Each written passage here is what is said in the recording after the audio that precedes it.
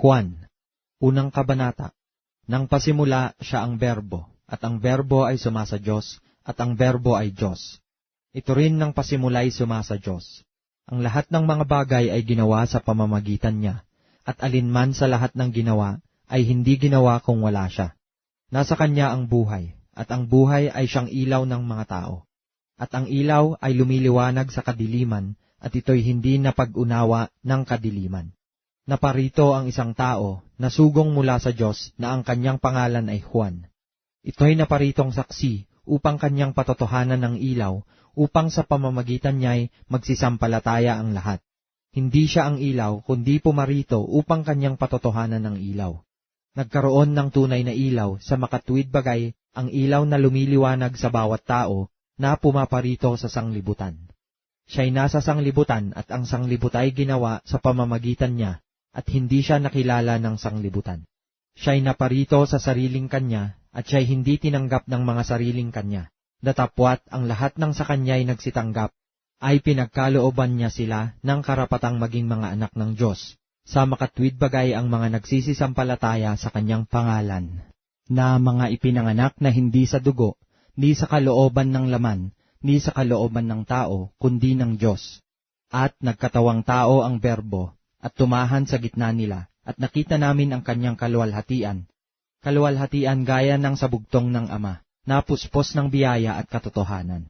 Pinatotohanan siya ni Juan at sumigaw na nagsasabi, "Ito yaong aking sinasabi, ang pumaparitong nasa hulihan ko ay magiging una sa akin, sapagkat siya'y una sa akin.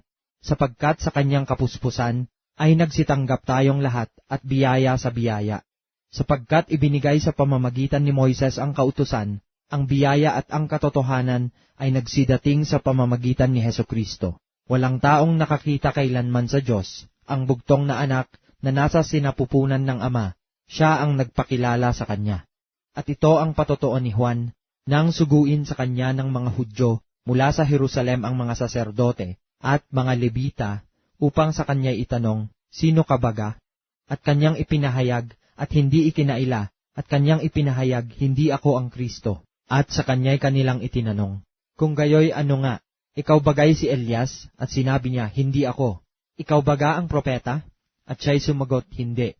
Sinabi nga nila sa kanya, "Sino ka baga?"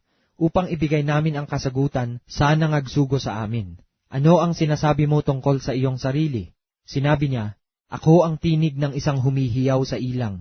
Tuwirin ninyo ang daan ng Panginoon," gaya ng sinabi ng propeta Isayas.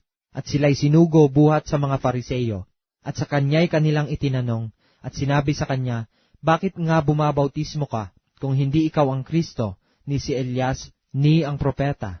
Sila'y sinagot ni Juan, na nagsasabi, "Ako'y bumabautismo sa tubig, datapwat sa gitna ninyo'y may isang nakatayo, na hindi ninyo nakikilala.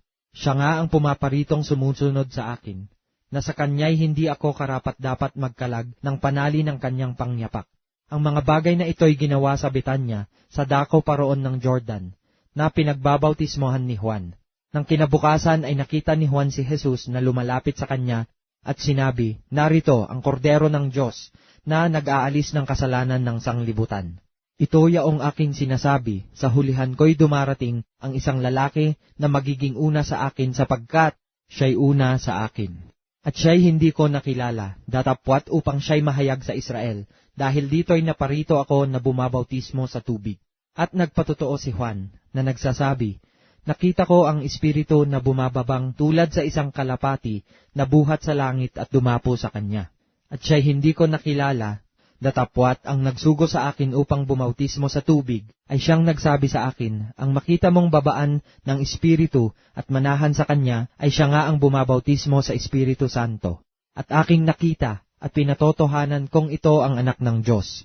Nang kinabukasan ay muling nakatayo si Juan at ang dalawa sa kanyang mga alagad. At kanyang tiningnan si Jesus samantalang siya'y naglalakad, at sinabi, "Narito ang kordero ng Diyos."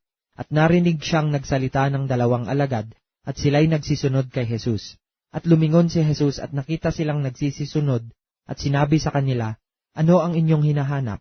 At sinabi nila sa kanya, "Rabay, na kung liliwanagin ay guro, saan ka tumitira?" Sinabi niya sa kanila, "Magsiparito kayo at inyong makikita." Nagsiparoon nga sila at nakita kung saan siya tumitira, at sila'y nagsitirang kasama niya ng araw na yaon. Nooy mag-iikasangpu na ang oras.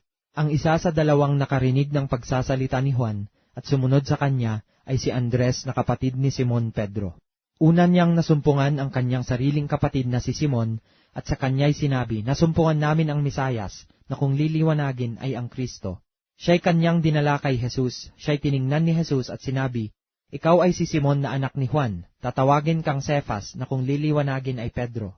Nang kinabukasan ay pinasyahan niyang pumaroon sa Galilea at kanyang nasumpungan si Felipe at sa kanya'y sinabi ni Jesus, "Sumunod ka sa akin." Si Felipe nga ay taga Betsaida sa bayan ni Andres at ni Pedro.